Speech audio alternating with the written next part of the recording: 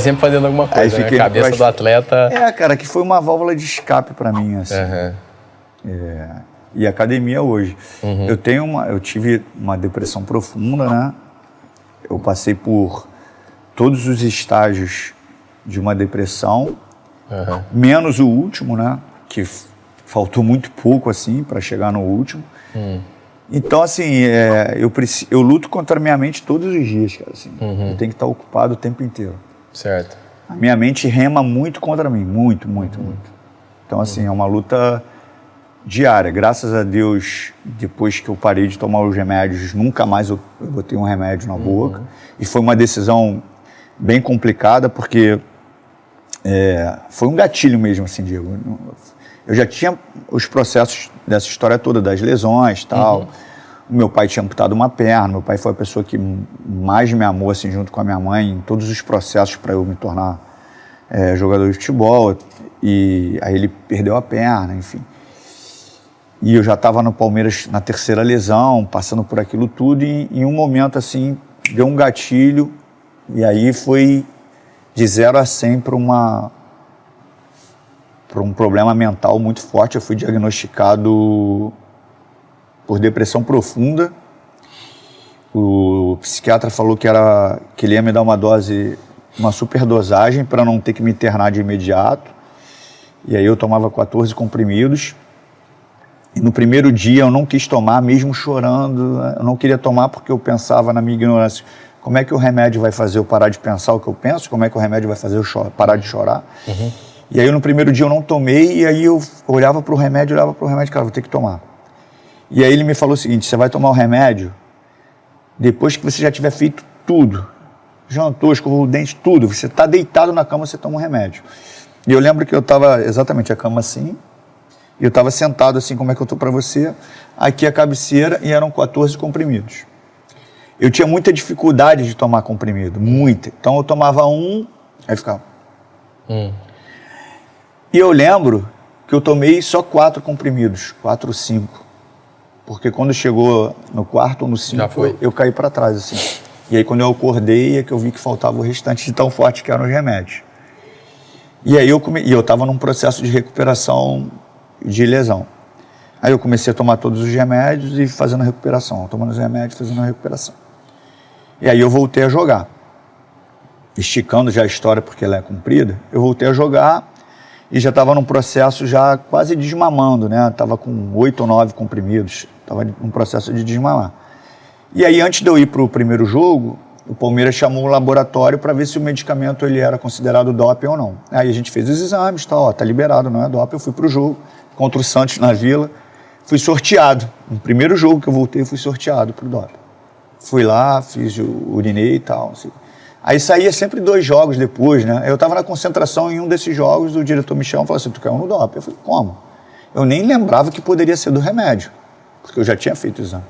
Eu falei: cara, eu não uso droga, eu não bebo, não faço nada. Todos os medicamentos que eu uso, não, com medicamento antidepressivo. Eu falei: mas a gente não fez, mas caiu no doping, não sei o quê. Me tirou da concentração. Ninguém sabia da depressão, Diego. Ninguém da imprensa sabia. Só quem sabia era o Luxemburgo, que eu nem sei se ele estava mais nessa época, se ele já tinha saído, e os médicos do Palmeiras. Nem os atletas sabiam. E aí eu saí dali direto para uma coletiva no centro de treinamento do Palmeiras. Eu nunca vi tanta gente da imprensa. Porque era caso de doping, e eles já marcaram uma coletiva saindo do hotel um dia antes do jogo, para falar sobre um assunto que eu não sabia falar.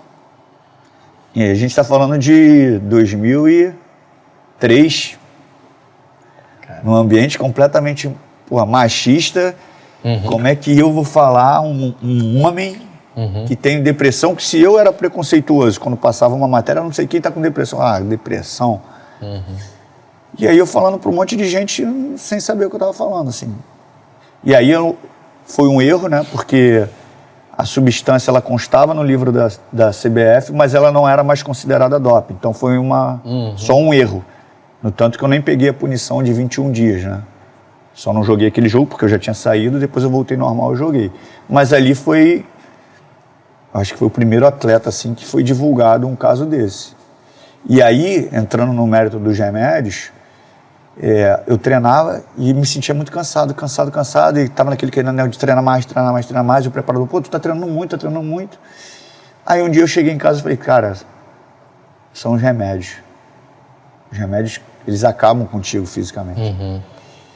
E aí eu me ajoelhei, cara, falei com Deus assim, Deus, eu não vou botar mais um comprimido na boca.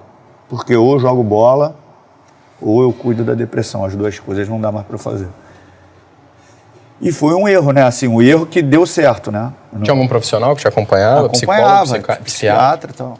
E aí eu parei de tomar. Eu tirava os comprimidos, fingia que tomava, para minha família não perceber. Então fazia contagem, todo mundo contava certinho, né? Tomou. E aí eu fui escondendo de todo mundo e não tomei mais os remédios. Os atletas ali na época, alguns ficaram... Bom, todos, né? Ficaram sabendo depois dessa questão. Ficaram sabendo, mas é aquela coisa de vestiário, né, Diego? Nem tem nem noção do que era. Sabe também o que era. E pra mim foi bom, porque a ignorância, assim... Eles acabaram me puxando pra cima, né? Porque se eles soubessem do que é realmente a doença, eles de repente iam ter uma comoção e ia me jogar mais pra baixo, ia ter mais carinho, mais cuidado, e de repente...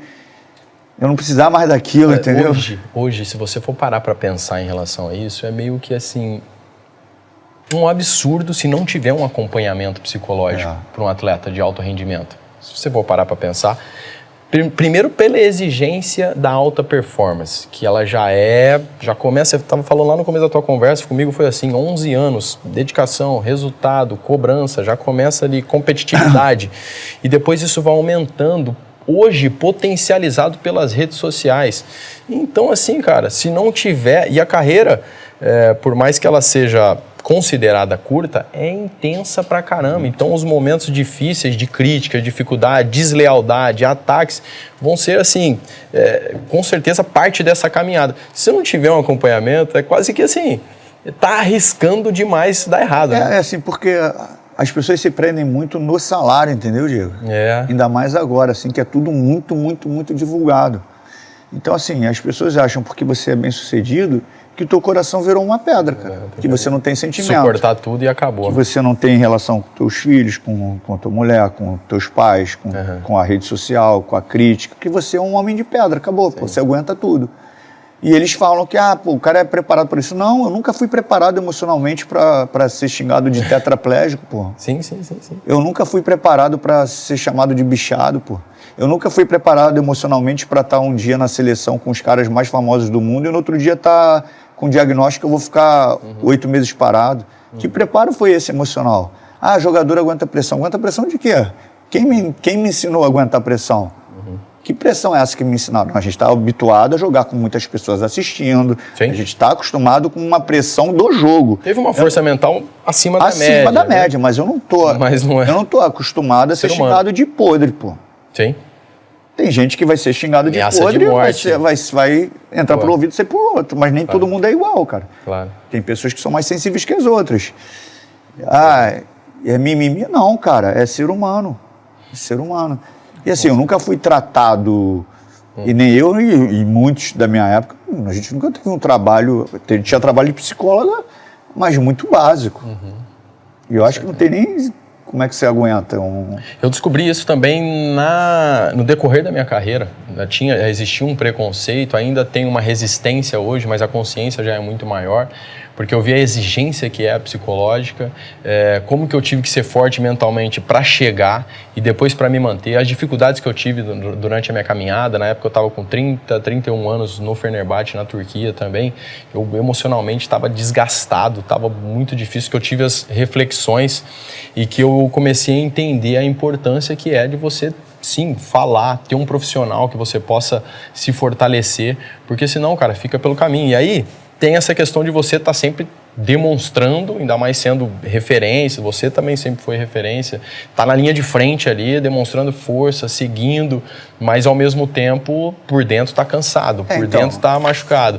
E não ter com quem abrir, nem poder, né? Então, Diego, eu acho que não tem uma receita assim, porque cada um reage de uma forma. Às vezes a gente cria receitas de mente forte, mas a tua força, você tem que saber da onde ela vem e o que ela é. Primeiro, assim, eu sou muito grato a Deus, a Jesus Cristo, por eu estar vivo. Isso é um ponto.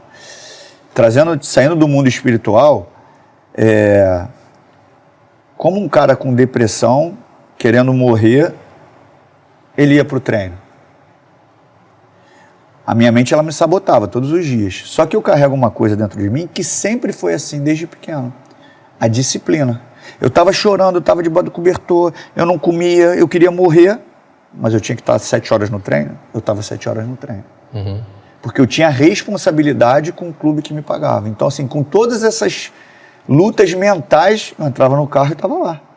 Chegava no carro, lá, enxugava minha lágrima, tentava com a cara, obviamente, que todo mundo via, porque eu passava a noite acordado, chorando, querendo morrer, mas eu estava lá. Então, assim, eu não vou vender uma coisa que eu não fiz. Tipo, cara, eu fui forte, eu estava diagnosticado com depressão, quase me suicidei, fui no limite, mas eu fui forte. Não. Eu tinha uma coisa dentro de mim que não deixava eu desistir, que eu associo a Deus, a Jesus Cristo, mas eu quero botar para um mundo mais real aqui. Claro. Que era a disciplina, que era a responsabilidade, que fazia eu levantar, entrar no meu carro e estar lá. Por isso que eu não acredito em motivação.